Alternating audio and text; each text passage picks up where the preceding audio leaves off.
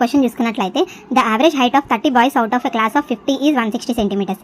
If the average height of remaining boys is 165 centimetres, the average height of the whole class in centimetres అన్నాడు అనమాట. So ఇక్కడ total average height కనుక్కోవాలి. So ఈ total average height కావాలి అని అంటే ఇక్కడ ఏం చెప్పారు, మొత్తం 50 మెంబర్స్ ఉన్నారు క్లాస్లో. ఆ 50 మెంబర్స్లో 30 మెంబర్స్కి యావరేజ్ హైట్ 160 సెంటీమీటర్స్ అన్నాడు.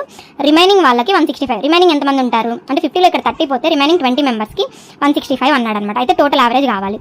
సో ఇక్కడ ఫస్ట్ ఇక్కడ టోటల్ కావాలి అన్నాను, టోటల్ హైట్ కనుక్కుందాం. సో ఫస్ట్ 30 బాయ్స్కి యావరేజ్ 160 అన్నప్పుడు 30 × 160 ఈ 30 బాయ్స్కి టోటల్ హైట్ ప్లస్ రిమైనింగ్ 20 మెంబర్స్కి 165 అన్నప్పుడు 20 × 165 టోటల్ హైట్ అనమాట బై టోటల్ 50 మెంబర్స్.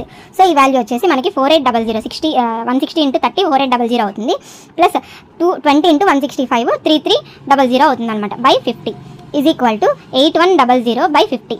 0 క్యాన్సిల్ అయిపోతుంది, 5 1s 5 1s 632 అనేది ఆన్సర్ అవుతుంది మనకి.